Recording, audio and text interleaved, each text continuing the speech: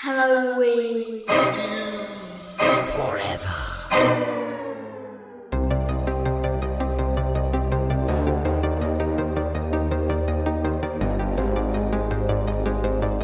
Oh, I ate a lot of fucking Hamburger Helper and a lot of hot dogs on just white bread instead of buns. Hot dog buns. Oh, yeah. That was like my shit. That Hamburger Helper, fucking SpaghettiOs. Oh yeah. Mm-hmm. Did I ever tell you about just how I'd take cold hot dogs and cut holes in them and put hot sauce in those holes? What? And just no bun, even just eat the dog with the hot sauce. What? Why are we wasting this gold without the podcast starting? It's recorded. It's recorded in some fashion. Are we gonna do a soft intro about Steve what he puts in his hot dog holes? I bet you he still does that. You still do it. I mean, that's kind of genius, though. Put a straw through it and like put your ketchup and mustard through it. What the fuck? Yeah. That's brilliant. Yeah. Well, I was a gifted kid. You're an innovator. Yeah. You know, they have that hot dog. Well, not anymore, but they did. Where they had that where it had like the chili inside it. It was like Hormel. It was like a Hormel. Mm-hmm. You remember that? It was because they still have the cheese ones, but then they flew too close to the sun trying to put the chili in. They tried to put the chili in. So there's like two different types of meat, like meat inside meat. It was an abomination unto God, and then it just melted your fucking face off when you took a bite because it was like radioactive hot. Yeah, yeah, it was worse than a Hot Pocket or a pizza roll. Yeah, yeah. Well, guys, before we dig any deeper into, all the things we hide in our hot dog holes, I don't think I have one of those. You don't have a hot dog hole? Well, Megan, everybody has at least 2 hot dog holes. So I've got a couple hot dog holes. I mean, hot dog airtight over here. All right, guys, why did the Scarecrow win an award? He was outstanding in his field. He was outstanding in his field. Points go to Steve. Welcome, boys and ghouls, to a motherfucking Minisode. Starting out strong with the Halloween is Forever crew. I'm Brian. I'm Meg. I'm Steve, the champ of the show and the champ of riddles. He's the champ of... That was a little bit of a riddle, wasn't it? You think about, you know what? Maybe that, and you know what? You guys have missed easier ones. So I feel like you've you won a Boy Scout award for that one. That's all you get. Yeah, it was an award's an award. That's all. Take a badge. Yeah. Patch, yeah. Guys, we got a fun little mini-sode for you here today.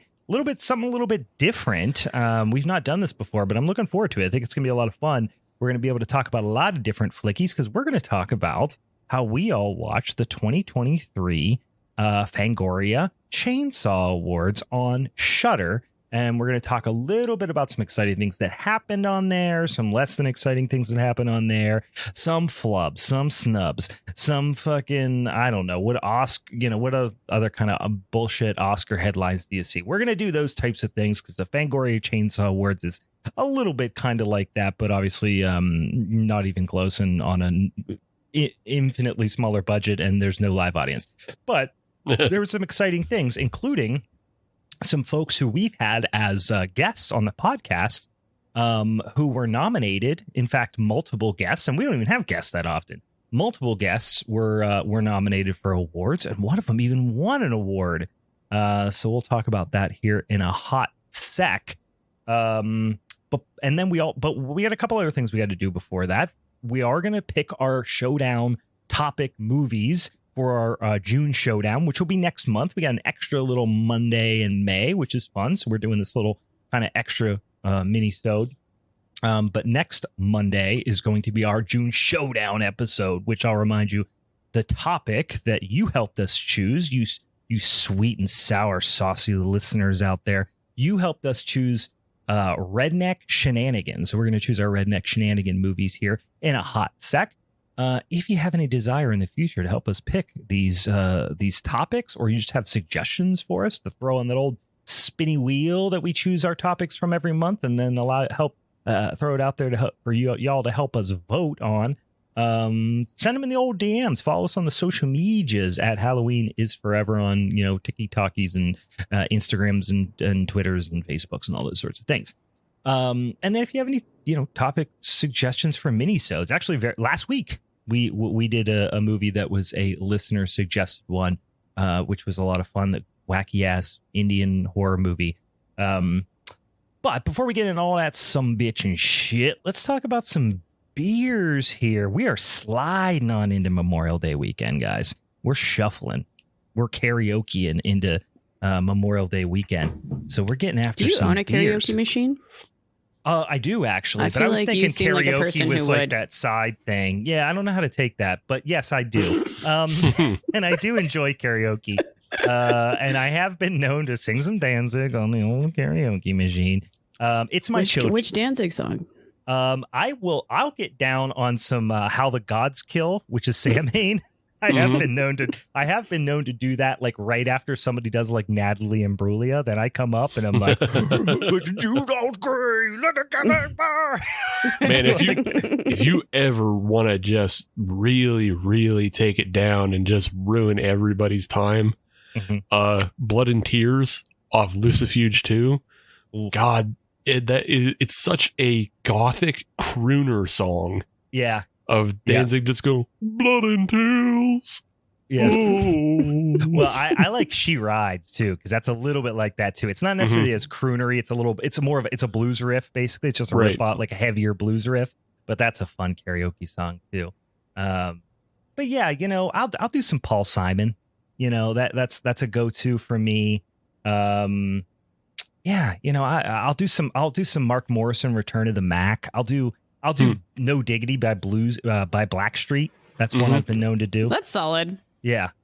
I could see you also doing the dip. When I put my hand. Dip? Yeah. Like in a scenario, perhaps if I were to dip and then you were to dip and then we both dip. Yeah. Yeah. That's a good one. I forgot about that song, but yeah, that's a good one. But I don't know. What's your, before we get into beers, what's your karaoke song, Meg? What's your go-to karaoke song? I don't really do karaoke because I'm like super anxious about doing that sort of stuff. When it's like been a smaller setting and like, I was gonna say, there's definitely no one at a just bar. Blacked out drunk and you hopped up there. I've definitely done Killing Me Softly before. Oh hell yeah, Little Fuji for Lauryn Hill. That's been that was always a big go-to. That's like one of Kate's favorite songs. She loves that song. It's great. It's a great song. Yeah. I think I have dreams that maybe a Dolly Parton would be in my future, like a 9 to 5, maybe. Ooh, 9 to 5, classic. I haven't done it, but maybe in my future, for sure. I have done Tie My Heart in parentheses in a double knot by Dolly Parton on karaoke as well. I have done that. Steve, what's your karaoke song? It depends on how drunk I am. Yeah. But like medium drunk is usually just Johnny Cash stuff. Yeah. You got the voice. You gotta play the cards you're dealt. Yeah. Because I also usually try to mimic the singer at least. Sure. Because that's what you're supposed to do. But like, that's what I do when I do Mark Morrison. I'm like, oh my God. See that, and that's why I stay away from Michael McDonald. I can't do that. So. No, but if I were to name some of my friends who would not do a good Michael McDonald, I think I might pick you top of the list. Yeah. So yeah, medium drunk is Johnny Cash, and then depending on how aggressively drunk, it's like between Bon Jovi or I'll do Ace of Spades by Motorhead. Hell yeah, solid. Yeah, I thought you were going to say Ace of Base for a sec. I got pretty excited. I actually would have questioned a lot of things if it was Ace of Base. I have never seen the sign on a microphone, so I've never seen the sign. I personally have never seen the sign. I've opened up my eyes and still haven't seen the sign. Nope. Someone told me they came out as like Nazis. Ace of Base? Yeah, like there's some tie to like some like Nazi propaganda related things. Just Google it. I had a bunch of people be like, "Yeah, they had a dark past," and I was like, "Okay, no shit." Now I'm interested going down that rabbit hole. Please do. All right, what beers? We're all slugging on some beers here. What do we got? Meg, why don't you lead us off? What are you drinking? Oh my gosh, guys, thank you. I actually didn't really have a big stock, but I did have one of the other beers I brought back from Leipzig, and it was the second of the Gozas that I brought home. And so this one was the gas house, so I was able to bring home 2 like of the original breweries that did goza and stuff like that. I actually think the other one was called like Rudder House, if I remember correctly. And that one I felt like was a little bit closer to gozas that you might try here, where it's like really, you get a really nice wheat note, and it has a nice pleasant tartness, like kind of sweaty a little bit. This one, like the acidity kind of feels a little higher. It's a little cleaner. Less of that like wheat character coming through, just like through the malt character there. Yeah. But it's nice. It's pleasant. It's nice little hazy. Nice boy. Nice boy. Steve, what do you got? What are you drinking over there? I saw you sipping on, was it Ellicottville? Did I catch that? Yeah, you got that right. Yeah, you got that right. Just quickly before I get to it, Meg is right. Ace of Base did have a Nazi background. What? The founder of the band, Ulf Ekberg, was originally in a Nazi punk band that was called Commit Suicide. So basically, he went from doing Screwdriver to fucking like pop. Okay. All right. Well, so that really put a damper on my Thursday. Yeah, so Meg wasn't just spouting shit. I like looked it up real quick, and it's the first thing that comes up. It's an article by Vice, and I was like, oh. Yeah. And then there's a picture of him giving the Heil Hitler. It's like, oh, okay, well, how about that? Man, all of our childhoods were ruined the moment we found out. I'm going to take that off my summer playlist, off my poolside playlist right after, Cruel Summer and right between Bananarama and whatever else. It does make you think differently about the whole I saw the sign. Yeah, it sure does, because the sign might have been a swastika. Yeah, the sign was verboten. Yeah, jeez. All right, well, hey, fuck Ace of Base, I guess. You seem really, really heartbroken over this. I'm all right. I mean, listen, if I never heard anything Ace of Base ever, if they died tomorrow, I wouldn't affect my breakfast. Right. But, all right. Got it. But yeah, so the beer, you're right. You called it right. It's Ellicottville, and it's their blackberry Kolsch. Yeah. It's pretty decent. Jinx, give me a Coke, Steve or Brian. What? We both said at the same time. You both made yummy sounds at the same time. So now you owe me a Coke. Thanks. Yeah. I really do appreciate Ellicottville Brewing Company. When I worked at Southern Tier, that was like in the phase where Ellicottville wasn't big enough to be doing their production work. So Southern Tier was doing a lot of it. And so I was able to drink a bunch of it. And I think the beers were always really fucking solid. And even when they started brewing them their own, it's whenever I go home is what I'm saying, that I will always try to find some. Yeah. I think they are one of the few other breweries, and I hope I'm not confusing them with somebody else, but they're one of the few other breweries that I have seen do a full-on lager variety pack, which we just launched one last month at Sly Fox, and I was like, "Ooh, sick!" Although I have not picked it up yet. I think they do have like an all lager variety pack. I hope I'm not confusing them with somebody else, but I think they might. I don't know. That doesn't sound right to me, but I might be. It's very possible that I'm confusing them with somebody else. But I. Oh no, you're right. Do they? No, you're totally right. They did one. But they're not like straight German type lagers. No, I see. They got the Czech Pils. Maibach. Actually, that's remarkably close to ours, because ours has a Czech 10-degree pale lager and a Maibach. But then they have a Schwarzbier and a Vienna, and ours is a Helles and a Pils. Yeah. Also, I'm looking at a different one. So they've done more than. Yeah. They also did one that was like a Bock, and then a pretzel lager, and then a Martin and something else. That might have been a fall situation. Yeah. The one that I'm looking at here, the font looks like what I would describe as your ex's worst tattoo. That's what I describe the font. We all have a visual in our head now. Yeah, it's not good. Not good.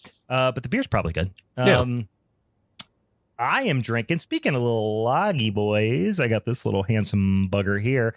Can you guys guess what beer it is just from looking at it?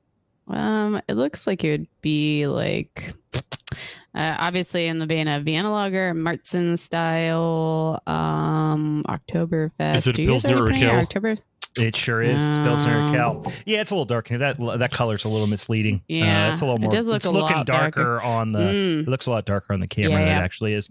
Well. Yeah, drinking a little. We Pilsner probably could have Cal. all guessed that without even looking at the beer. What I'm So saying. that's my bad. Yeah, there's a I was reason. turned off by the color. No, I always drink. I drink beer a whole lot, but I specifically had myself a little 12-pack on hand because I did a little Instagram live thing with a couple of friends who are advanced cicerones that do like a weekly Instagram live where they talk about like classic versions of certain styles, and they were talking about Czech 12 degree Czech premium pale lager and Pilsner Cal specifically, and got on there and talked about them a little bit. So I was been slamming a couple of them some bitches, and man, it's just so good. It's just such a fucking good beer. Like it is the beer I've drank more of in my life than any other beer for sure, and will probably continue to be the case. I'm spoiled, with Sly Fox having all kind of yummy loggy beers around, but I just have a hard time getting away from a Pilsner, from a good old Pilsner Cal. I'm just waiting for you to one day just like say, hey guys, I got a new tattoo. Guess what it is? Mm-hmm. And then we aren't even a question. I'm going to be like, it's a Pilsner Cal tattoo. It's Joseph Grohl's big fat head. Fuck yeah. Yeah.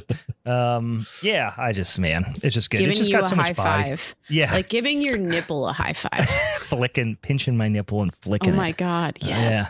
I would guess full back, shoulder to shoulder, skyline of the city of Pilsen. So yeah, that iconic skyline of Pilsen. It's got that couple buildings that are upwards of 6 stories tall. I know, so huge, as most European architecture is. Yeah. All right, guys, I'm excited. Let's get into it. We have some movies to pick. This is a monumentous occasion because for those of you who are new to the podcast, or for those of you who just are just getting caught up, Meg is departing the podcast. She's got brewery things to do. She's busy. She's got some stuff going on.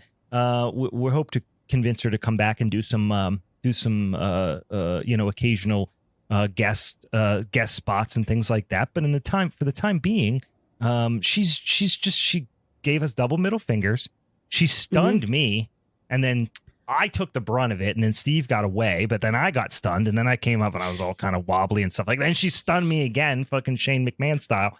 And she said, fuck you guys, I'm out. On the last episode, I am for sure going to shotgun a beer, Yeah, shotgun a beer, throw a couple stunners, throw a couple middle fingers up.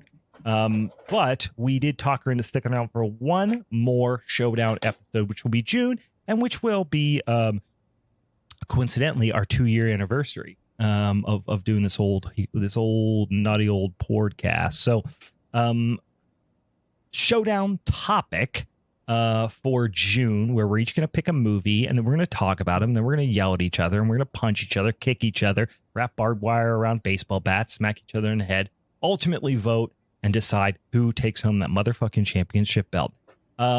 This is a real zero-sum game for your boy over here, because Meg, if she wins, she fucking retires champ, basically, which is not what we want to see. And if Steve wins, he gets the first ever three-peat in the history of the podcast. And I honestly hated that, and I hate it all much. It sounded like Meatwad, like happy birthday, happy birthday. And then that's going to end up just with a punishment episode that is going to fall entirely on my shoulders, which I hate the idea of. So I've been putting a lot of thought into this, and I'm really second guessing myself. I'm getting in my head about what I'm going to pick for Redneck Shenanigans. But because Steve is the reigning champ, he does get to choose the order in which we pick our movies. So I will acquiesce. So if I win, I do hope Meg sticks around for maybe one more, just because it will be a really special punishment episode. It'll be a really special one. Wait, so he talked about this in the last episode. It's honestly, it's very, very disconcerting. Yeah, the way he's been talking about it. Mm-hmm. Yeah, and the look on his face, and the but he's really the calm glint about in his it. eyes. He's just he's so calm. but he's got this shit-eating grin on his face, and it makes me very concerned. Nobody ever sees the video of how I betray the words I'm saying. No, and that's what's upsetting he says this in this very like even keeled tone, but if you look, he's just got this like Cheshire cat grin on his face. He's actually stroking his fucking beard. And he's also just stroking his beard. It's so fucked up. So that's what I'm worried about. But again, it is up to him to pick who goes next. But he has promised if he wins a weird, a special weird punishment. A special. Yeah, special makes me even feel worse.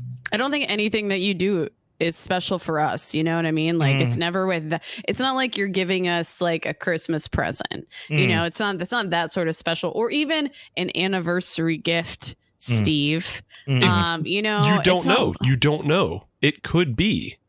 Yeah. I just don't trust you. You cannot trust me, but I'm saying it'll be like very special. Hepatitis is special in the sense that it requires special treatment, and like and like the majority of people don't have on it. Those lines. Yeah. But then so is ice cream cake. Ice cream cake is also special. Yeah, that's what like, I'm saying. You don't get it all the time. Hepatitis could be ice cream cake. I vomited after eating ice cream cake one time, so there was a long time where it wasn't special for me. Well, okay, so sometimes ice cream cake isn't for everybody. Ice cream cake. Ice cream cake. Yum yum ice cream cake. All right, Steve, who's picking first, for Christ's sake? So, I mean, again, I do hope Meg sticks around for one more if I do win. If not, she can just drop a bomb if she wins and fucking peace out, or whatever. But with that in mind, because Meg is leaving, I'm going to be nice, because I can't promise she'll win, but I will be nice and give her the opportunity of having the best shot and let her go first. You know, that's a tough one, because I have like 3 and it was going to be based off of what you guys ended up choosing. Does that mean you want to go last? Yeah, because I mean, I don't know if you guys would choose the one. Okay. I mean, I have 3 and they're all like different. Sure. You know? Actually, I technically have 4. Like, and if you guys choose like ones that I'm like, I have no chance, then I'm dropping a bomb. Okay. It's just unhinged. It's just unhinged. All right. Well, then I'll let you go last then, Meg, if that's what you want. If that's what you want. I thought I was being nice by letting you go first. No, I appreciate it. I appreciate it. Because I'm like in between a few. Then, it's the one gift I can give you, because I can't promise you a championship, because I do want that 3-peat. If I felt like more confident, or not confident, but like was like, yes, this is the one I want. This is the best. Yeah, I mean, there's nothing in this category that's like a huge standout anyway. So, all right, with that in mind, then I'll go first. Oh, okay. And I'm just going to take 2000 Maniacs. Okay. Yeah. All right, I'm writing it down here. All right, a little surprising. I would have expected you to go for more of like a modern slasher type of thing. Just because that's more your bag. Yeah, this is more like we had earlier in the year, like Herschel Gordon Lewis come up as as a category, but it didn't get voted on, and like we've also just not done any of his films. So true. Yeah. No, I love it. And this is a fucking just weird. This is a movie that's like when back in, I'm going to assume in the early 60s when Tubi was first founded. People don't know that. Tubi is at least 50 years old. I'm making that. Brian didn't hear the news. What? Oh, this one will actually, this one actually will hurt you. Oh, what happened? Don't tell me. Tubi, well, I mean, they were bought back in 2020. Yeah. And then just the way they structured the company, nobody knew this until recently, but Tubi is a Fox subsidiary. Oh no. And they use Tubi ad revenue to prop up Fox News, because Fox News has been hemorrhaging money. This honestly all makes sense though, of how sucked in Brian got. That's the same sort of corporate Brian loves Ace of Base. Brian loves Tubi. Why would you say I'm a Trump person? No, I meant it's like the same sort of tactics is what I'm just now joking about. They weasel me in. They did. They sucked you in. God damn it. They became your Lord and Savior. God damn it. You know what? I'm going to go full cognitive dissonance, like reject it and say that it's a false flag. It's a false flag. Yeah.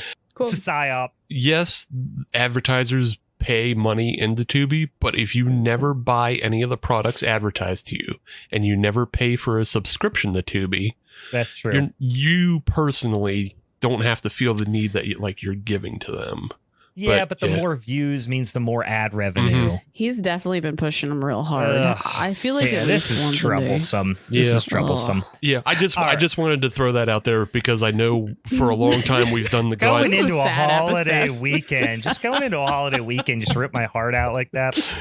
That's all right. Tina Turner's dead. Tubi's owned by fucking Nazis.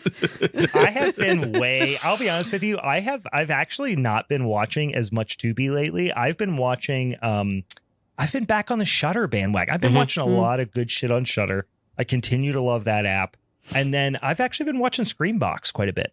Oh, really? Which I mean is, it's a fucking Amazon Prime thing. I think it's probably but they've got some really cool, it's the thing I love about Shudder is how well curated it is. And they pull up shit that you don't see otherwise. And they cater to more hardcore horror nerds and Screambox kind of does the same thing. So anyway, we're not talking about, let's put all this nastiness behind us, guys. Steve's going to do 2000 Maniacs, which is a bit of a dark horse pick. I like that. I am, damn it. Undeniably redneck and undeniably shenanigans. So there are shenanigans. It starts with shenanigans. I'll tell you that. Yeah.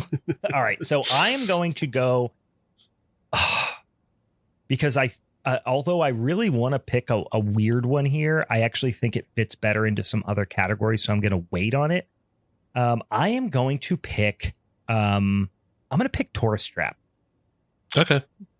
I love Tourist Trap.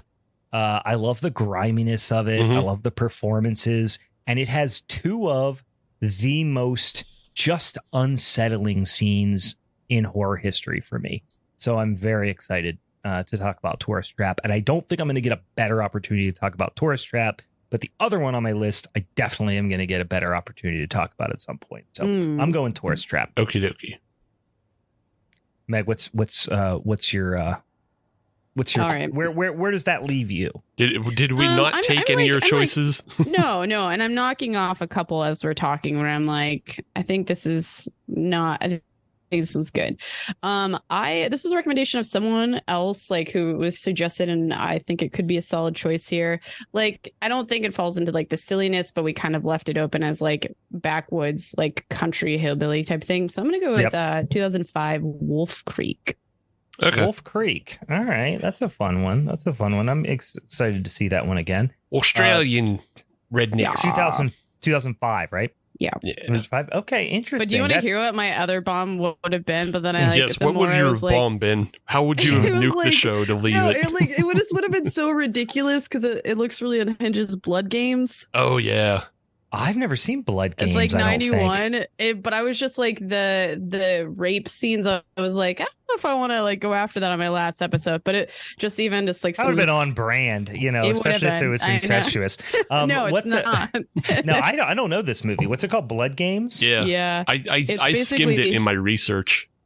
Yeah, it's hillbillies versus the softball team revenge film. Fuck, I'm on. I feel like you would like it. You know what I mean? You had me at hillbillies versus softball team. Mm-hmm. Yeah. So I'm imagining Meatballs, but with they're fighting hillbillies in the woods. It's not that. It's much more Last House on the Left, but with more women.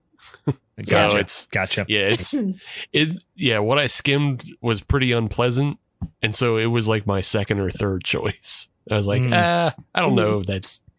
Well, I'll tell you, in the spirit of full disclosure here, what our other picks were. My original one I was going to pick, which I thought was going to be this out of left field pick, but I know that Steve would go after it because it's not. When we think redneck, you think American, Southern rednecks. I was going to go The Wicker Man. Yeah, that was popped up on a list. Go British rednecks in a way, but they're not rednecks, But I saw that one as options that came up on lists and stuff, and I was I think it's a smart on your behalf. Like, I think it'll fit better in like another category. Yeah, for sure. I mean, it's like one of the quintessential folk horror movies. Yeah. Like obviously British horror. I'm sure we'll do at some point. So I was like, we'll get an opportunity to talk about the Wicker Man. Because I feel like cult came up as a topic, but I don't remember if we covered it. But yeah, like, cult's a topic, and like that's why I had like Race with the Devil on as a possible one, but like that's more culty. And then another one I had that kind of falls in line with The Wicker Man and Wolf Creek because it's not American. There's a film called Girls with Balls, and it's actually very similar to Blood Games, but it's less rape. It's like a volleyball. It's a French volleyball team that gets stranded out in the French woods, and they're like surrounded by rednecks. But I disqualified that one because I remembered they rip a dog in half, and Meg would not vote for that. They do it in a funny way, but it's still ripping a dog in half. So you would have definitely lost my vote. For sure. Yeah. I mean, it's interesting because British, like, there's some backwoods ass, British shit going on, but it's not, doesn't feel redneck. Whereas like Australia, they got some red. I swear they're like some, because the Australian brand of redneck feels like it could easily be swapped out with like an American version of redneck. Like they feel like, even though it's on the opposite side of the earth, like I do feel like there is for whatever reason more tie there than there are with like, a British equivalent of a redneck. I mean, I think it's literally because in the name, like redneck is because people are getting burned on the back of their neck. And I think it's all associated with the heat. The heat cooks people's brains in a certain way. You're probably right. I also think there's association in my brain of like the accent is like just close enough to like a British accent, but also at times completely like you can't even fucking understand it, which is kind of how we feel about people in the South. Hey, yeah, we love people in the South. They just got that old redneck mush mouth type situation. Mush mouth. If any of the listeners want a really good example of Australian rednecks that could easily be American rednecks, the movie Body Melt. Yep, that's what I was just about to say. Body Melt. I actually thought about that one, but the movie is really fun, but then it drags. No. And then like a lot of it is more of a suburban setting. But Body Melt is really fun. It's really dumb and really fun. But the whole redneck scene where they go out to like the auto, they're getting their car repaired out in the middle of the fucking nowhere, and there's like the fucking inbred family out there and all that stuff. And doesn't he like throw something? Oh yeah, doesn't he like throw something, kill a kangaroo or something? There's a great scene in that movie. But anyway. All right. So just to recap, quite a diverse list here. We definitely have been skewing towards the like 80s and 90s traditionally. But in this instance, Steve's going the whole way back to 1964 with 2000 Maniacs. I'm at the tail end of the 70s with Tourist Trap. And then Meg bringing up those mid 2000s vibes with Wolf Creek. So that should be a lot of fun. That'll be our Showdown episode. If you want to watch those movies or at least familiarize yourself with them before next week's episode, there they are. And tune in when we show up next week and just, beat each other's brains in talking about these three movies. So let's get into our main topic here for this here minisode. A little different, a little bit of a departure from what we normally do. We're not going to go through an individual movie itself and discuss it. We're going to talk about the 2022 or 2023, but for the year, ending, I guess nowish. I don't know when that actually ends. Fangoria Chainsaw Awards, which are streaming currently on Shudder.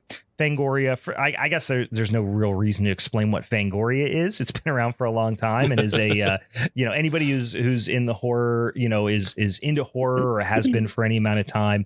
Fangoria, is a publication that is synonymous with horror, and they have a kind of a fun little a little bit of a cheeky take on your traditional entertainment award shows. but specifically around horror movies. And they do some of the same categories, things like, best supporting performance, best performance, best short films, wide releases. But then they do other things like, best kill and in this sense is best Amityville and things like that. So they did like a little cold open where there was like this kind of melty pumpkin skull face serial killer that's prowling the scene of the show and stuff, or the set of the actual award show taping. And I don't know, I could probably would have done without it. It was fine. Some of the stuff later on was more entertaining, but the whole thing was obviously shot on tape. There was no studio audience or anything like that. But the main I guess hosts that they kept coming back to a little more frequently was David Dastmalchian. I always mess up his name, who is showing up just everything horror related nowadays. You feel like he is on, but he's so entertaining and so creepy. He's funny. He's creepy. I'm pretty sure I'm in love with him. Somebody check his Chinese zodiac, because one, he's obviously got the Fango Awards. He's on the last voyage of the Demeter. He's in the Boogeyman, like Meg just said, and then he's also in the film the Last Night with the Devil or whatever, or Late Night with the Devil later this year. They're all coming out this year. He's in a bunch of shit right now. He was in Dune. Yeah, Boston Strangler, which does that little series, which was pretty solid. He was in that too. Yeah. And then he was also in Ant-Man at the beginning of the year. So he's in everything. Yeah, dude's in everything right now. He's killing it. He's super funny. And like I said, just kind of a dang creepy hunk too. Let's go back to how hot he is. He's just an attractive man. He's just a creepy, attractive man. He's a Crispin Glover for a new age, Meg. Don't be rude. Oh, that's a great comparison. I love that. A little bit more deliberate, perhaps, in what he does. Maybe Crispin Glover was more so than we give him credit for. But yeah, just a dang old heartthrob for horror nerds. And then we have Peaches Christ, who was just what a great name.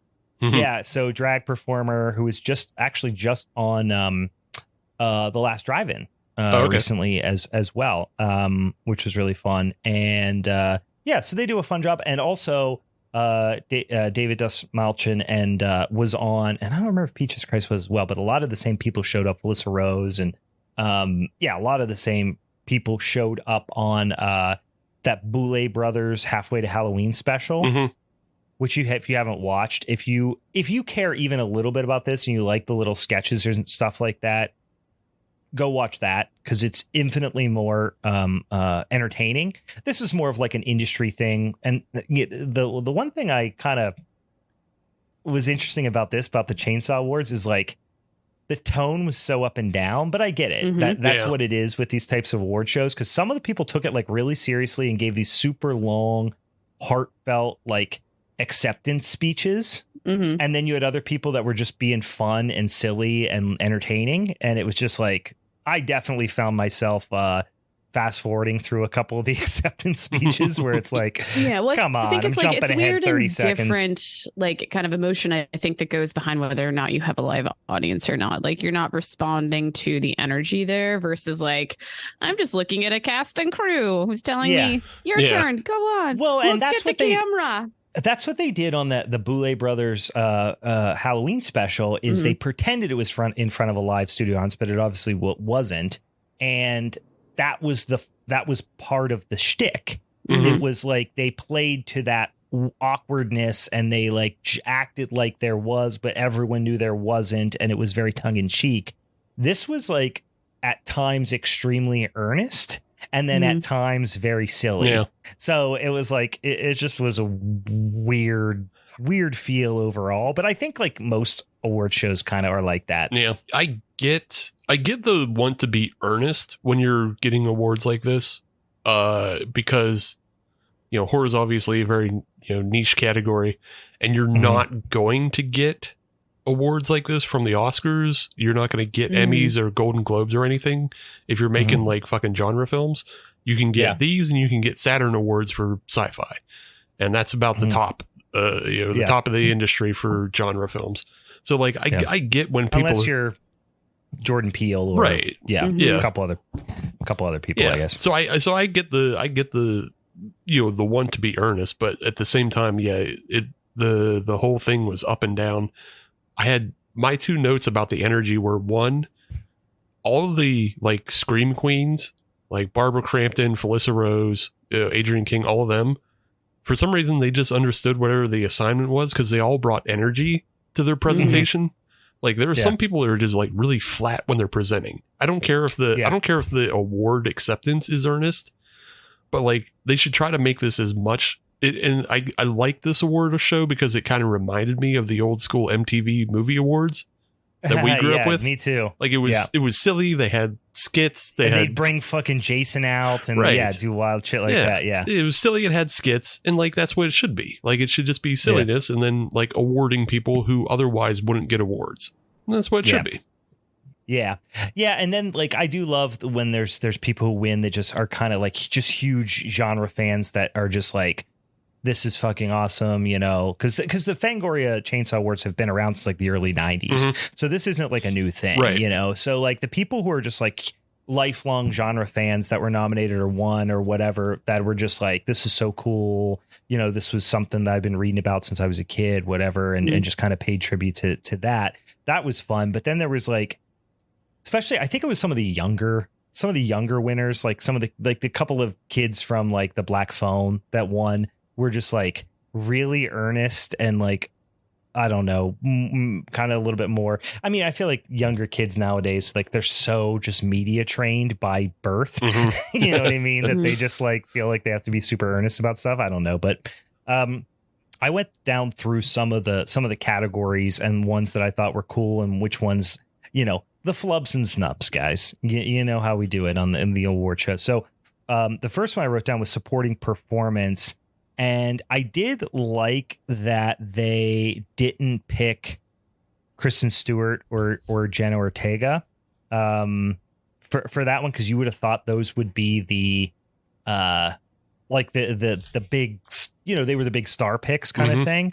Not, but then my whole thing was like, and I think they gave it to the young woman who is in Madeline McGraw. Yeah, I forgot to write her name down. From the Black Phone, which she was great. But then it was I hate to be cynical about it, but this is supposed to be it's a fan vote thing, right? And it's like, she was good in that movie, and that movie obviously did well, but I was surprised. Like I found it hard to believe that she was there and presenting and also won over Kristen Stewart and Jenna Ortega. I don't know. Maybe that's cynical of me. I think that's a little cynical. I think it's more that like once it was clear she was running away with the votes, they did their best to get her on the show. It's very possible because they knew they weren't going to get Jenna Ortega on the show. They knew they weren't going to get Kristen Stewart on the show.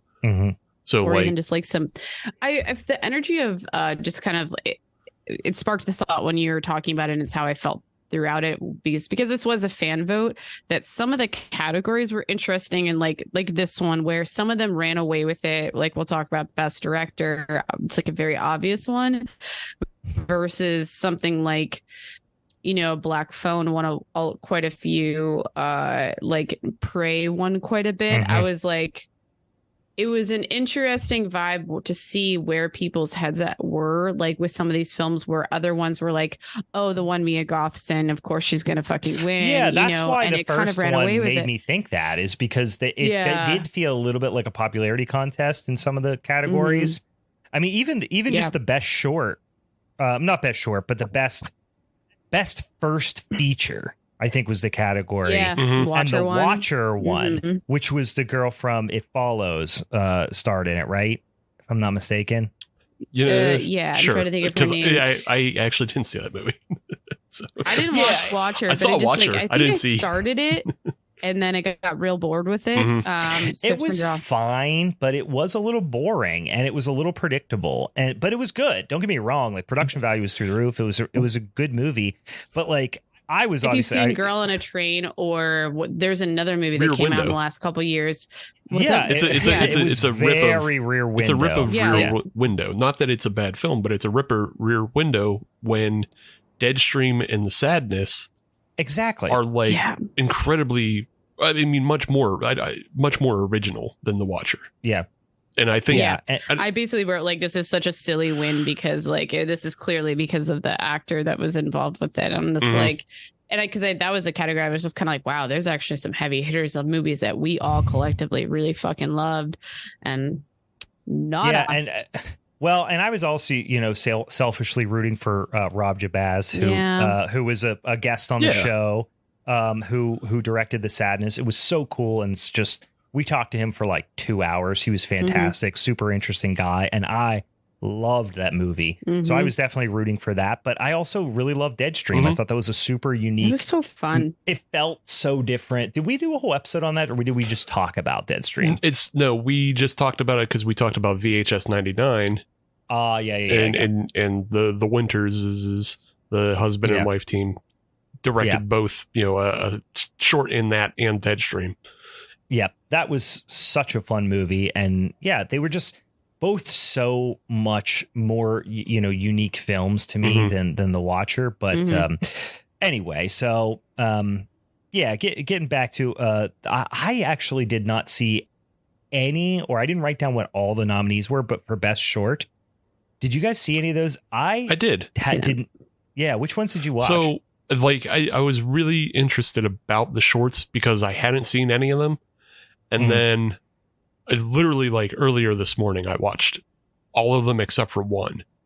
And just because I was like, well, why would Close Your Eyes win? It was why I was curious. Because pretty much, I think every other film that is talked about tonight is like something we've seen, Yeah.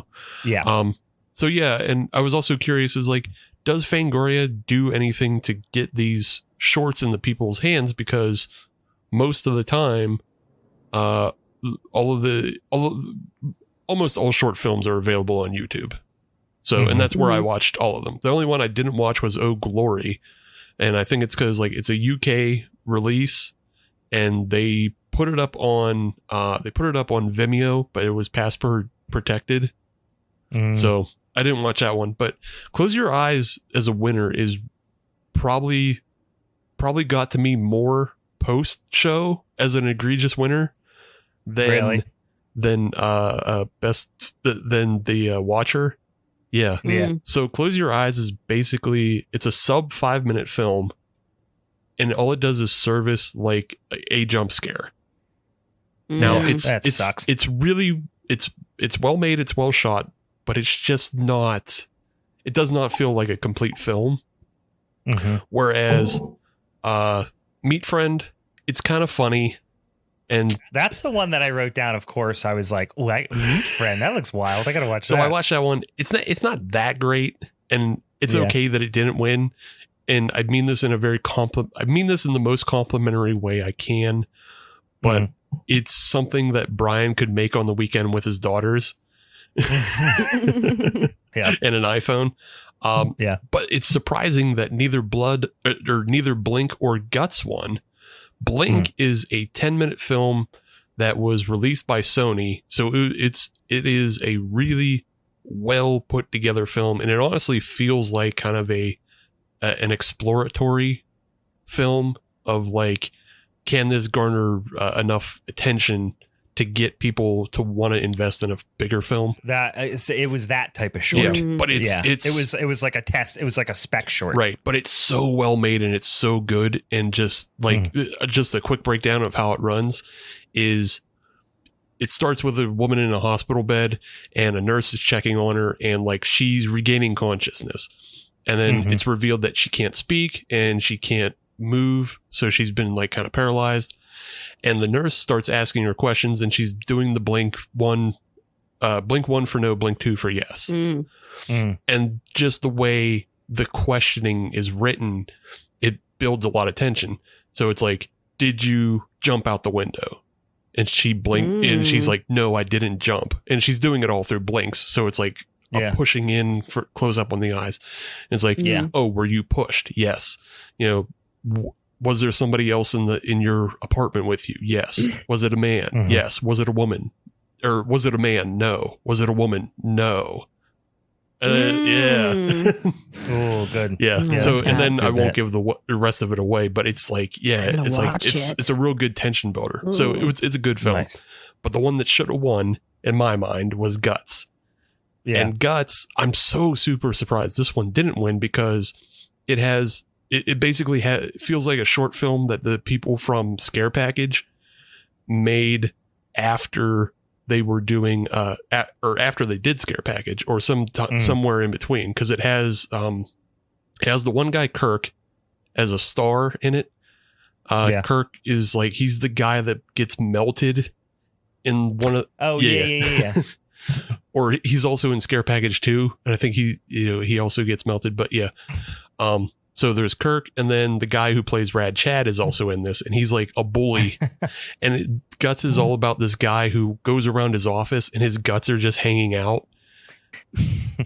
Like, it's just so like all his shirts, That's he funny. cuts holes into them. It's a comedy, but like, That's yeah, good. and it's just, I was surprised that one didn't win because it seemed to have the most recognition among the horror crowd, and it's also just really funny, and there's a lot of fun effects in it. So Mhm. That does sound Yeah. really fun. so yeah, definitely go check out all the shorts, but you'll also get confused as to why like Close Your Eyes won and not anything else. What was it was the Steve Kaczynski film, the Robo or like BioCop. BioCop. That's like when you talk Yeah. about Guts, it's kind of reminded me. Yeah, it's similar. Yeah. I did watch the trailer for Oh Glory, and it seemed kind of cool. It seemed very inspired by like 70s film and Ben Wheatley films, but like I didn't see the whole thing, so I can't make a judgment. I'll have to check some of those out. Yeah, that was the one thing, the shorts that I tend to neglect for whatever reason. And like one year I did get into this like whole like watching a whole bunch of them, and actually it was the one year we went to the drive-in jamboree and they had some cool ones there that were shorts, and then that got me down a rabbit hole. But the last couple of years I really haven't. But jumping into best cinematography, not necessarily a surprise here. The guy from Nope won. I really thought. I mean, it was X, Nope. Wounded Fawn got nominated for a lot and didn't win anything. At least that was on the show, which was a little bit, it was a little bit of a dark horse, when it was compared, when it was up against X and Nope and those types of movies. Yeah. Obviously, Nope, the cinematography was great, but it did feel like it was on a little different, level of funding than some of the other movies. Oh, for sure. The one thing I'll give for like, and I mean, like if a Wounded Fawn won, I would have been fine with it. If Nope wins, I'm fine with that too, because it's two different things that they're doing. A Wounded Fawn, obviously the cinematography is very interesting because they're shooting on 16 millimeter, so you have to light for film, and that's not necessarily a skill everybody has nowadays. Nope is super interesting because the cinematography tricks they have to do, and one of them is like how much they shot day for night. Yeah. And like that, I think that's just a really impressive thing that they did, is just pulling off all the day for night and you don't know it in the end. Mm-hmm. Yeah. Yeah. And like to get that feel of that like moonlit wide open sky and still be able to see what the fuck is happening and not feel like it's just daytime is an impressive thing to pull off. Well, what the heck was I watching recently that was it was one of the movies that was on. It was The Mutilator Day Some Day for a Night thing, and it's awful. Yeah. You just feel like it's just wait, or is it 4 p.m. like all of a sudden? Yeah, somebody just spilled blue ink on the negative. Yeah. But I did kind of get, and I didn't know who this guy was necessarily, but the guy who did win for Nope looked like he was going as a Hollywood cinematographer for Halloween. Like he had this like the long greasy hair, the big scarf, this like vaguely, European accent. It just was like it was like he went to Spirit Halloween and picked out the thing that said, award-winning cinematographer. But obviously well deserved. I was having some beers last night, Sure. and I was watching this and stuff, and I once again did that thing I always do, which is confuse Tiffany Shepis with Lauren Holden. And I was like, they just talked about all the movies she's in and they didn't even mention The Mist. And then I just realized that I always confuse those two human beings. But I think she did Creature Effects. Yeah, I mean, secretly I was rooting for VHS 99 because I just love that movie, but Prey won. Mm-hmm. And I'll be honest with you, I watched I fell asleep during Prey, and I don't know that's the movie's fault. I was watching it, it was probably 1 a.m. or something that I had it on, but I haven't felt compelled to go back and finish it. And like, that's shame on me, but I don't know. I didn't love it. What I saw of it, I didn't love it. And that's unfair because I didn't finish the movie. I should go back and just start it over and watch it from beginning to end. No, just watch the last like 20 minutes, half hour. Yeah. That's where I for a majority of that film, I was like, man, this is really corny. Like, I don't really love what they're doing with the story. But then once the action starts, you're just like, okay, this is pretty good. But yeah. Wait, did you get to the bear fight? I watched it all the way through. So well, I was asking Brian if he got to the bear. Oh, because you told him to go all the way to the end, but I'm saying don't skip the bear fight. Yeah. I don't know if I got to the bear fight. It does not sound familiar. So, I mean, I do kind of vaguely remember bear. Again, it was like when it came out. I just need to start over. It was like the second movie of the night, and I was like, oh, I forgot this was like streaming now, whatever. And I put it on, and I had trouble getting into it. And then I just kind of, like I said, I think I fell asleep, but I abandoned it and didn't come back to it. And like I said, and then I just, like, I've heard a lot of really great things about it. And then it was just cleaning up I don't know. Yeah. I should probably revisit it, but for whatever reason, something about it's just not, not that attractive to me. I don't know. It's fine. And it's not going to surprise you in any way. It's just a fine thing to go, that was a fun little Predator film that looked a little different from the other Predator films. I like it. It's not, it's not amazing. And to the end of like best creature effects, like, yeah, they're the best, but also they had the most money. So yeah, exactly. And it's tough to put these things on the same level as one another. And just the whole idea of popularity contest in general it's based on like, what did the audience see? Yeah. Like so the other creature effect nominees are Hatching and Nope and Jurassic World. I didn't see Hatching. Did anybody else? No, I've seen clips from it. It does look pretty cool, but I've not seen it. Yeah, it looks cool. It's something on my list to get to. And then we've seen all the other, we didn't see Jurassic World. I didn't give a shit about that. Yeah, but Nope is fine. Paid money to rent that, and then halfway through, I was like, I don't honestly want to watch this. I don't want this. Yeah, I really didn't. I just wasn't enjoying it. I don't know. I mean, because it's not different from any other Jurassic fucking Park movie. That's the thing, is like when you watch, like it can be a comfort to watch something that's the same as everything else that you've seen. Yeah, that's fine. But also, like, new is better. That's why VHS 99 and Nope are more interesting watches, because you've never seen anything like either of those films before. Yeah. So VHS 99 was so much fun. Yeah, and then speaking of another category, Prey won was best costume, costumes, and I was like, how does the Munsters not win? If there's one thing, I understand that movie was a little bit of a mess and was just kind of bonkers. I enjoyed it. Like, I'm not saying I was in love with it, but it was just enjoyable. Well, the costumes were so fun. They were. That's where I'm like, for the amount of times Prey won in this whole award ceremony, it was like a topic of conversation. Like, it was a really relevant movie. It was like a very, I don't want to say PC, but like, it was hitting an audience. I think it knew who was, and in a way that's cool because it's trying to capture a younger like horror audience, which is great. But like, it was doing that. So I feel like it was just really relevant. So I'd be curious to see how that would even hold up. And I just don't know if it'd be a strong hold up for like the franchise overall versus something like even just talking about the costume category. I feel like, I don't know.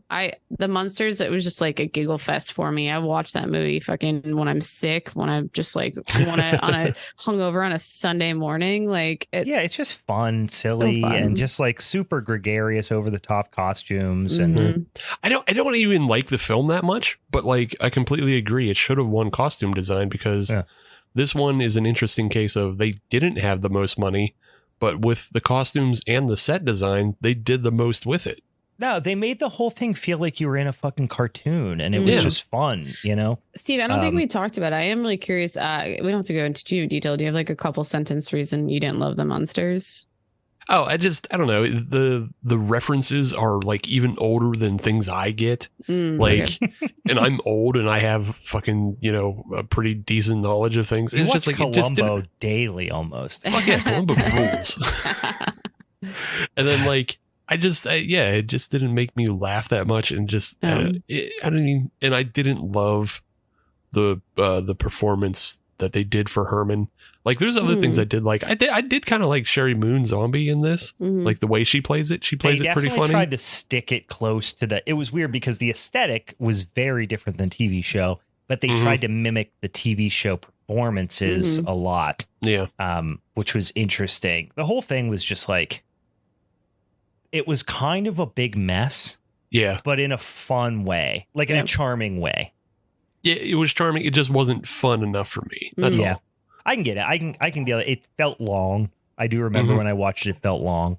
But anyway, no surprise. The next one I wrote down was the best score, went to John and Cody Carpenter for Halloween Ends, which is just that soundtrack fucking rules. It's so good. I've listened to it front to back a couple of times. And just like, I've just been on I always listen to John Carpenter music, but I've actually been on a tear even just lately, long drives to Philadelphia, listening to John Carpenter. But the reason I brought this up was, their like little acceptance speech, which I do appreciate that they sent a little video in. They could have been like other people and just were like, oh, they're not here. Like Mia Goth was just like, oh, she's not here. It's like, next. No shit. Yeah. Which also, I feel like I would like them to care a little bit more. Yeah, I get it. Whatever. Well, I think the case with like Mia Goth, she was probably still in the middle of filming Maxine. Probably. So, yeah, you don't know. I'm not trying to point any fingers at anybody. I do appreciate that John and Cody Carpenter did send in a video, but it was like 4 seconds. It was like, thanks. Which was even better than not sending something, because it was just like, all right, fuck, whatever. And that's John Carpenter. Like, that's what Fangoria bought that video off Cameo. Yeah, they had to pay him $250 to do that. Like, I just love that John Carpenter is such like a just a grouchy old man. And just kind of, notoriously a little bit of a not a curmudgeon. What's the word I was looking? I think curmudgeon's pretty correct. Curmudgeon, maybe, yeah. He's kind of no frills, doesn't really care for shit. Like, he's only slightly more approachable than Alan Moore. Yeah, and basically anything that cuts into his gaming time is a fucking hassle. Yeah. He did. But here's the best part about John Carpenter. He doesn't have time for shit. He doesn't have patience for shit, but he loves it, all this stuff so much that he still does it and puts up with all the, he's had fucking people for 50 years up his ass. You know what I mean? In the genre community, and he still plays fucking Halloween shows, plays music on Halloween night. Like, he still loves this shit so much. So like, no matter how crotchety and curmudgeon he is, you can still tell he loves it. And that's why and also he's the fucking greatest horror director of all time. In my humble opinion. So I have a soft spot for him, but I did love the, hey, thanks. Fuck off. We did it. Basically. Yeah. It was pretty solid. It was almost like, yeah, of course we won best score. I'm fucking John Carpenter. But I will say though, and I'm not again, this is one of those ones where it could have gone either way for me. I'm not upset one way or the other, because obviously John Carpenter is one of the best,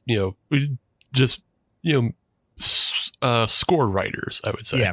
Even if it's not even just best, he's just most influential for sure. Yeah.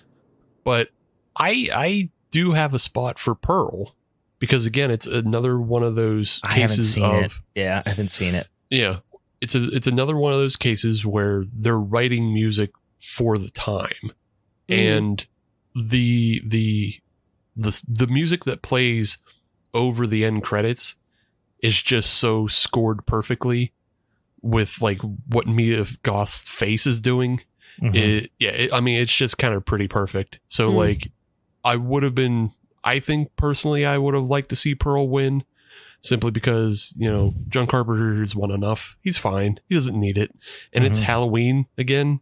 He didn't. He just added some different doots and daws to the Halloween and added a guitar. There's some other stuff in it. Yeah, you did add some guitars. But yeah, it's some doots and daws. Yeah, no, I haven't seen it, so I do need to. But yeah, I've heard nothing but obviously good things. I don't know why. It's just one of those ones where it's like, when you like miss something when it's super popular that you're relevant, not jumping. Yeah, and then like a week, weeks pass, months pass, and you're like, I got it's standing out on your list of things to watch. So you just keep pushing it down the ladder because you're like, I had a long fucking day. Do I really want to invest in some like thing that everyone loves that I really need to pay attention to or something? But you can catch up when Maxine comes out. Yeah, no, I'm gonna watch it. But the next one was best limited release, which was stacked. But Barbara Crampton and Kelly Maroney of Chopping Mall fame, as they were together in Chopping Mall. They've both been in a lot of other things. Was interesting because I've talked about a lot of times. Love me some Barbara Crampton. You can tell weirdly, and I've had 2 instances of this where these people like aren't in the same room a lot, and you can tell that like maybe one of them's not a huge fan of the other one, and you're just completely reading into this, and this could be completely fake and just total speculation. But I get the idea that Barbara Crampton was like, get me the fuck away from her a little bit, which was like, I remember when we went to the drive-in jamboree out at the Mahoning drive-in the first time they did it a couple years ago, and they did Night of the Demons live with Joe Bob and Darcy and everything, and Linnea Quigley was there with her name's escaping me, but she played Angela, the one that the kind of gothier girl from Night of the Demons that does the whole dance thing or whatever. And she was just like kind of a maniac, and you can tell Linnea Quigley was just like, shut the fuck up. Like, and Linnea Quigley is hammy, you know what I mean? She's like, right. she's not afraid to like mix it up and like pander to the audience, but you could just tell she was like, Jesus Christ, get me away from this person. Yeah, best limited release, stacked category. I mean, Terrifier 2, which Ian's know how I feel about some Terrifier 2. Mad God, which I feel like it just has not got as... It is a feat. You know what I mean? It's a heavy thing. It's like an experience to watch, but it's going to go down in history as just one of the most impressive feats of filmmaking in the history of the genre. It is fucked up. And I know we're talking limited release and like big surprise Terrifier 2 one. It is, for all the time they took, like Fangoria controls this. Yeah. And so they took the time to put together the special editor's eye award. Yeah. They can't give out a special award for Phil Tippett. Yeah, it's just like a fucking lifetime achievement award. You know what I mean? Yeah, especially if they see in the voting, Terrifier 2 is running away with this, because like Orphan First Kill wasn't going to win. Something in the Dirt is a fun movie, but I don't think enough. One I didn't see. Exactly, I don't think enough people saw it, and even then, I don't think it's better than Mad God. And like I think Mad God should have won, but like Terrifier 2 was everybody's fucking, except for mine, everybody's fucking... It was a sweetheart. Yeah, it was a sweetheart pick. The other one that was kind of a sleeper that I would have been like kind of pleasantly surprised if it won was Resurrection. I don't think I saw that one. It is a more of a psychological thriller than a horror movie. But the performances are fucking fantastic. I mean, the cast is... I mean, honestly... And I think the main, and I didn't look it up, but the actress who's the star of Resurrection got nominated for I think best lead performance as well. She's fucking incredible in that Oh movie. yeah, you guys talked about this movie before. We did, and I didn't watch it. Yeah, haven't watched it's one it. of those movies. It's like it's going to suffer from having a generic title. Mhm. Yeah. It also shares its title with a fucking 1999 film starring Christopher Lambert. Yeah. that is a ripoff of Seven. So well, it's like almost. I think for Resurrection too, it's like people are gonna find it when they are into those actors, or if those other actors have like other releases, they're gonna be like, oh, what else have they been into lately? You're like, oh, you're gonna find Resurrection, but. Well, and it's one of those. It's like when they marketed the movie. And I'm not saying everything has to be fucking crazy exploitation, fucking humanoids from the deep or whatever, but it's almost like they were trying to make people not see it. You know what I mean? But it has Rebecca Hall. I just looked at as the lead. She's fucking incredible in that movie. And then the kind of antagonist in it is Tim Roth. Which you would know him immediately. He's in a million things, and he's so fucking good in it too. I mean, he's from Reservoir Dogs, Pulp Fiction. Like he's been in a Hateful Eight. He was the freaking one of the bad guys in the Hateful Eight. Good God, he's great. And Resurrection was, you knew it wasn't going to win, but it deserved a lot more because that movie was fantastic. But yeah, Terrifier 2 did ultimately win. I mean, it's just. That movie speaks so much to the target audience of like the Chainsaw Awards. But also it just got so much attention, which is, I mean, rightfully so. I think we all, well, besides Steve, you didn't love it, but Steve hates fun. He hates we loved fun. it though. Yep. Yeah. So, and I mean, that like fed into like, I feel like every award that they won, I was like fully on board for. Yeah. Yeah, I mean, well, we'll get to one here in a second. The one I wanted to bring up next was we were really excited to see, and this was a little bit of a spoiler because we saw it on social media when this went on to streaming. He posted about it, but our good friend Premium Steve won a freaking Fangoria Chainsaw Award, so and exciting. he honestly stole the show. Yeah. Did he not? So fun. He stole the whole fucking show. I just love that he stays in that sort of personality through and through. I think it just like it's gonna make him also stand out. Like that's what everyone's gonna remember is like that moment. Yeah. Obviously his acceptance speech was the funniest bit of the whole show. Oh, by far. Yeah. And like, I mean, I like some of the skits that they did, but like when you're on the stage with like Jonah Ray, who's also incredibly funny, and like you steal the spotlight from out underneath Jonah Ray. Yeah. Like that's, I mean, you're really doing something special. Yeah. And like he totally did. And like they both Jonah presenting the award and Steve understood what was going on when you present the best Amityville fucking award. That's the thing is, listen, as the kids say, he understood the assignment, right?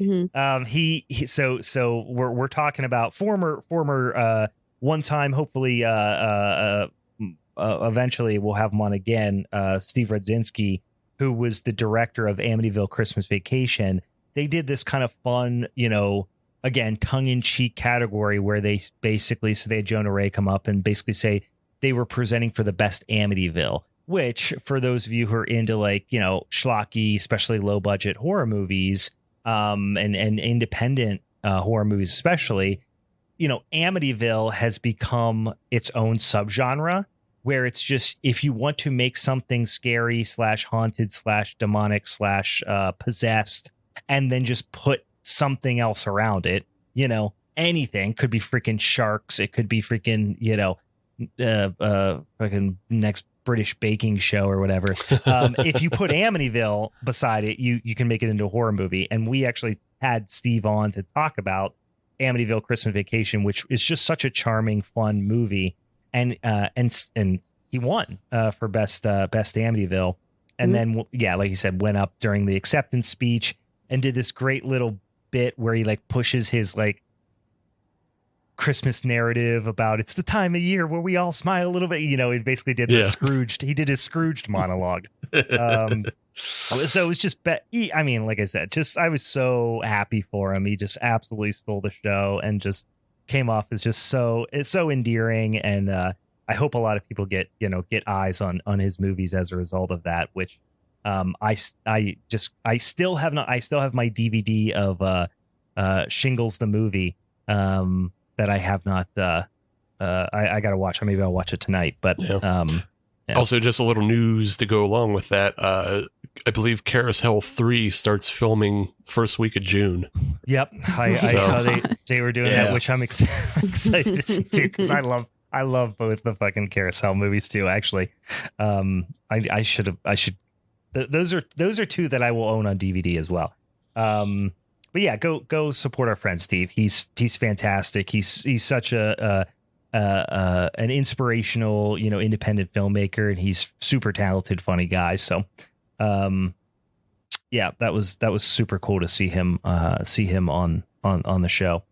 I didn't watch any of the documentaries. Did anybody watch the documentaries? I think I might have started the one that won, which is Pennywise: The Story of It, but I do not believe I finished it. No, it's like surprisingly have not. No, yeah, I didn't. Even the one you would expect me to. Yeah.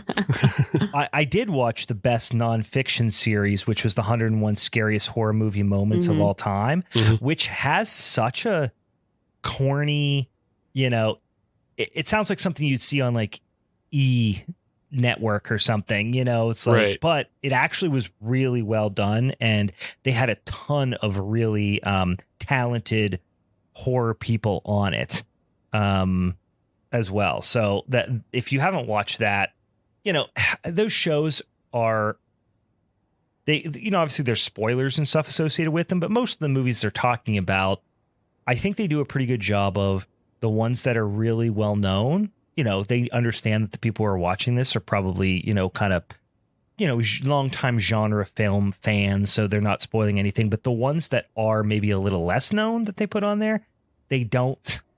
They try to intrigue you to watch it rather than spoil it for you. So it was just really well done. And the title makes it sound kind of like tabloidy, but actually is really, really good. Yeah, I mean, I think I saw like just social media posts in general about some of the people you said who were involved, like doing their picks, and just like, yeah, I was like, oh, that sounds kind of cool, but I just didn't watch any of those either. It's a fun thing to put on in the background, honestly. Like that's how I watched a lot of it. It's like you're kind of fucking around your phone or computer or whatever, and you have it on the background. That's how I watched it. But best series was absolutely stacked too. No surprise, Stranger Things won. It's like when you have this giant cultural phenomenon, of course it's going to win. I've only seen the first 2 seasons.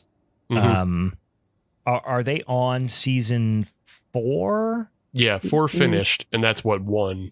4, yeah, okay.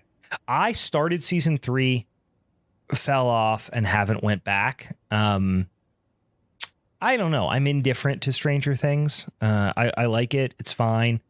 But Cabinet of Curiosities is so much more interesting for sure. And I fucking love What We Do in the Shadows. Like that is honestly one of the funniest shows I think I've ever watched. I was a little surprised for this category to have something like Stranger Things and What We Do in the Shadows on it. It just seemed like these are just like insane heavy hitters that like would have ran away with it regardless, versus like putting Yellow Jackets up against Chucky or Cabinet of Curiosities would have been, I think, a really cool like head to head on that. I'm sure there was a couple others that were kind of in it, but yeah, I haven't finished Cabinet of Curiosities. I've probably only watched the first like 3. But it's super slick as you would imagine, like any Del Toro, production to be. But he just produced it, right? I don't think he produced it, and then like he handpicked all of the directors that he features. Yeah. But yeah, other than that, I don't think he has much creative input. But yeah, there are some hit or miss episodes in that, but I still think overall it's a better. It's just a better series. Like we're on season 4 of Stranger Things. We get it. It's Yeah. Whereas like Cabinet of Curiosities gives you something completely new. What We Do in the Shadows, even though that's also on season 4, like you said, it's the funniest fucking show since Always Sunny. Oh yeah. I mean, it is there are a few shows that I watch that I'm like, I'm going to blurt laugh out loud several times in each episode. Yeah. But yeah, Stranger Things, again, you know, when such a huge percentage of the population sees something like that, you know, it's hard to beat it. But they did give that Lauren Laverna for the Best New Talent Award, who was the protagonist in Terrifier 2, which love to see that her performance in that movie was fucking, I thought, fantastic. Terrifier 2 also won Best Makeup. Yeah, I mean, I don't think that Best Kill. Don't forget that. Yeah, and Best Kill. But I do like, I don't know why. Damien Leone just seems like a really genuine guy to me. And like he did this kind of cool homage to Fangoria and Tom Savini. And so I was happy to see that. Like I've said, I really enjoyed that movie. But I just personally, I think he's an interesting dude.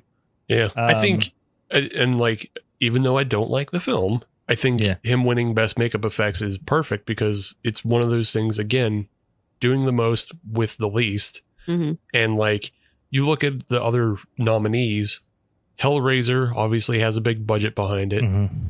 X is, you know, it's got a budget. Crimes of the Future, a budget. And, you know, Barbarian was a studio film as well.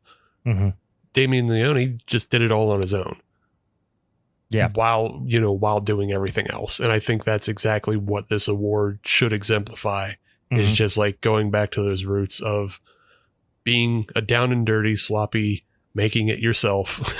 Fucking, you know, maybe I don't love the movie, but like I do appreciate all the effects and the way it's pulled off. Yeah. Best screenplay, The Black Phone. I was actually surprised with how much The Black Phone won. Which I liked it, but I wasn't blown away by it. And I guess I like when Prey won a lot, I was expecting it. Because there was so much fanfare around it and stuff. But like, I don't feel like really people seem to care that much about The Black Phone. When it was out, maybe that's totally a misconception on my part, but the fact that it just kept winning things was surprising for me. Yeah, like I really expected Barbarian to have its best chance at in best screenplay, and didn't get it. Black Phone won that. Yeah, I mean, I don't know. I don't think, with the exception of Nope, any of the screenplays are like super standout amazing. Like, I think Nope is only special because it carries that, you know, as all Jordan Peele films do, they carry that subtext of like, it's about something else. Right. Yeah. You know, so like, yeah, it's a little more layered than Terrifier 2. Right. Yeah. Well, that's why Terrifier 2 is not nominated at all. Like, even though I really like the menu, it's also pretty on the fucking nose about what it's talking about. Whereas Nope has that definite layer of like, he's conveying a story about the way, you know, Hollywood and celebrity in general, like, chews people up and like scrutinizes them is what that film is about. But like, that's not what you see. So, Yep. What'd you guys think about the clip of the Boogeyman with David Dastmalchian? Made me real excited. It looks really good, but fuck, it looks heavy. It's just him talking about his kids getting killed. It's like, holy shit, dude. And that comes out like on Friday from when this episode comes out, I think. Second. Yeah. I mean, I'll see it. I mean, it's a Stephen King, you know, adaptation, and like I said, the cast is really good. So I'll definitely see it. But oh boy, it doesn't look like exactly a feel good flick, I would say. Yeah, that I haven't read the Stephen King story it's based off of, but that really feels like an old Stephen King not shaving off the edges of like, dead kids. That's a terrible thing. And I'm going to use it as a device. He's fucking ruthless in that way. So, best lead performance we talked about, I think already went to Mia Goth. There was a couple people. I mean, we knew she was going to win it, but there was, you know, I was rooting for Josh Rubin from A Wounded Fawn or Rebecca Hall from Resurrection, because they both did such amazing jobs and probably movies that were not seen nearly as much. But probably I don't know. Just I feel like I didn't get as much attention because those were two like really, really standout performances. But what are your thoughts on this? Because best lead performance and also supporting performance, but I guess supporting performance didn't bother me as much. But like best lead performance has so many people in it to vote for, and like you're saying, like I like Josh Rubin, and he does a really good job. I wish this was actually split into like 3 different categories. Sure. Because like you can give an award to a male performance, a female performance, and then like I think they should have a villain performance. Well, that's the thing is even more so than like male and female performances. Maybe it is like a lead and then like a best villain or best antagonist type of performance. Like it feels like a catch-all almost to me. Is like what even? Yeah, it feels incongruous to put Josh Rubin up against me. Even the 3 you just mentioned. Honestly, Josh Rubin, Mia Goth, and her name just escaped me from Resurrection. Like to put those 3 performances up against each other, like they're so wildly different. Are those nominees also like voted by like viewers? Like it's all voted by the readers and everything. Well, what I'm thinking is even to make the category a little bit more direct is like if all these people were recommended, it's like why don't you choose 5 of them? Like keep all the categories just limited, because it's also just like, okay, we only have 5 things in here, 5 things here, and then like, oh no, now we have 10 people here. Right. It's like, oh, everyone got 1 vote, guys, so we had to put them all in there. I don't know. But it also just splits the vote weird, because you have like so many favorites, but like I don't know, some people don't want to choose between Keke Palmer and Daniel Kaluuya. Yeah. And because I mean they both do a good job, but also their performances are wildly different in that film as well. So that's true. Yeah, I don't know.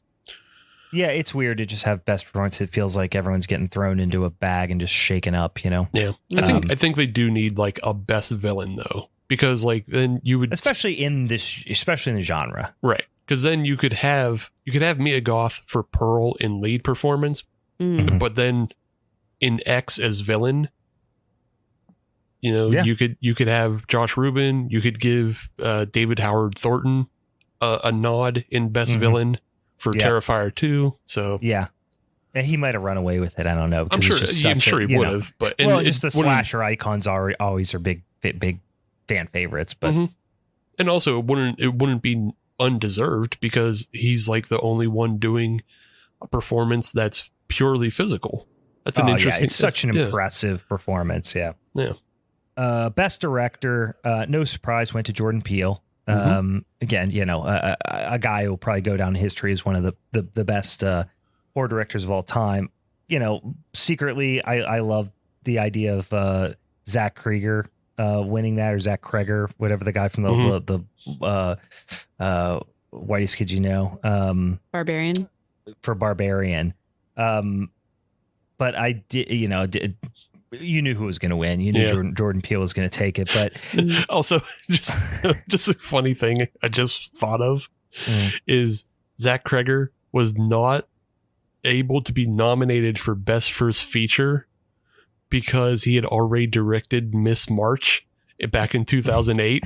You told us about that movie. Yeah. I still haven't watched it. I just thought about it. He couldn't get nominated for that year because he had that shitty fucking comedy film from 2008. Yeah. I was like, God damn it. That's funny. You know what? I did find it funny is that, Jordan Peele is like this giant A-list, director now, because in his acceptance video, which cool for him for sending like an extended acceptance video. But he is wearing those like big old lady glasses, like the old guy from Ocean's 11. So, he's a big Hollywood star now. He's got his big old lady glasses. Although I also did like that he had a "you can't do that on television" piece of artwork hanging behind him. Oh, I didn't even notice that. I didn't see it. All right, down to the last couple here. Best kill, again, not a surprise. Allie's death from Terrifier 2, which, has got to be up there. even if you disagree, that it's one of the best kills in horror history, it's certainly the most violent and intense and brutal that I've ever seen. At least as far as like slashery type things go. Yeah. It's just bonkers. Like, it is the only kill that I can remember in my, history of watching horror movies that I was in the theater by myself and literally said, "Oh, fuck," out loud, like in the theater. Yeah. It was just so like over weird the top to and admit intense. that when I saw that category and saw that like replayed the scene, I was like, damn it, I need to rewatch Terrifier 2. I got like excited. I was like, oh, this is like such a good scene. Like, it's so, I don't know, I can't get over it. I think it's just so visceral. Yeah. Like I said, I just don't like. Have not been a lot of like theater experiences for me in the last 5 or 8 years where I was just like, I was squirming in my seat. Like, I was animated. Normally I'm just like sitting there, fucking stoned, eating popcorn, like, jaded horror movie fan. But like Terrifier 2, especially this scene, I was like, fuck, like, and everyone in the theater, and it was like a half empty theater, and I still heard like all the other people going like, Jesus Christ. It's just like, that's just something you don't experience very often. Yeah, so no surprise there. And then the last category, which is best wide release movie, the nominees were Barbarian, The Black Phone, Nope, Pearl, and X. And probably the one that I least expected to win is what won, which was The Black Phone. If somebody had to say to me, okay, what was it going to be? I probably would have said X, just because that's what, that just seems to have so much buzz around it. And then second, I would have said Nope. But I certainly wouldn't have said The Black Phone. Yeah, I probably would have said Nope right off the top. Yeah, same. Yeah, kind of surprising. I probably, if I ordered it, I probably would say Nope, Pearl, then The Black Phone. Mm-hmm. Yeah. Mm-hmm. Yeah, it was surprising, but I like I said, I like that movie. It almost makes me want to go watch it again, because it, the one thing that I can say about like horror genre fans is, it's almost like pop music in a sense, where it's like you got to have a hook to make a really popular movie. Like, you have to have a hook. You have to have something like unique that sticks out to grab somebody. And in this instance, I think it was probably safe to say, the performances were good overall. The kids, the kind of brother and sister were great. The family dynamic around them and stuff. It's like, I don't know. It just felt like you knew where it was going. But Ethan Hawke, I think, is obviously the kind of steal the show type of thing with the mask and all that stuff. And I don't know. It just maybe I didn't give it enough of a chance, but like, I really was surprised to see how, I guess I underestimated how strongly people felt about that movie. Yeah. I guess so. Too. I mean, I didn't feel terribly strong about it. Like, I like it. It's fine. Yeah. And then but it also feels kind of, I don't know. I don't want to say common. It just feels like a retread of other things that we've seen in the past. Yeah. It didn't feel like it was doing anything particularly new or different. Right. Yeah. And I think like what I felt was weak, or maybe I just didn't care for as much, as like the ghost element of the story just felt super corny in a sense. I think it's also because we've seen so much ghost stuff with Mike Flanagan. Yeah. And his adaptations he's been doing on Netflix. That your damn sad ghosts. Yeah. I just was like, oh, this is going to be another sad ghost story. damn sad crying ass ghosts. Quit your boo-hooing and get back to regular booing. Quit with your boo-hooing, you dang old ghost. All right. Well, guys, that was the Fangoria Chainsaw Awards. Like I said, it was fun to watch, and I would watch it again just to see Steve jump up there and do his thing and get a good laugh, and like, yeah, definitely fun and worth a watch, at least just for that clip at the very least. So we should write some letters and see if maybe next year Steve can present an award with oh my gosh, with Duke, the carousel horse. Yes, oh my gosh. Duke the carousel horse, That'd be or so much fun. I was gonna say just personally Cowboy Cool. Or Cowboy Cool. I mean, all three of them. Who gives a shit? Yeah. We skipped international movie. Oh, we did. Yeah. I didn't write every single one down. Was Speak No Evil, I think, one, right? Yeah. Did you guys see it? Is what I was going to ask. No, I did not. Okay. Watch it. Yeah. And I'm not going to say anything more about that. All right. Okay. It's on my list, has been on my list, and just haven't pulled the trigger on it yet. Yeah. Don't read anything about it. Don't just watch it. Okay. What do you know it's streaming on right now? Oh, I think it's on Shudder right now. Okay. I mean, I think it's everywhere, but I think if you have a Shudder, you can probably watch it. All right. Cool. It's been on the old letterbox and just haven't pulled the trigger on it. So yeah, I'll check that some bitch out. Yeah. If yins want to check out some movies that we're going to talk about in the old Showdown episode next week, our Showdown episode for June, better tune in. Meg's last Showdown episode. She's going to be defending Wolf Creek from 2005. I'm going to be talking about Tourist Trap from the year of our Lord 1979. And Steve's going to be doing 2000 Maniacs from 1964, 3 radically different movies.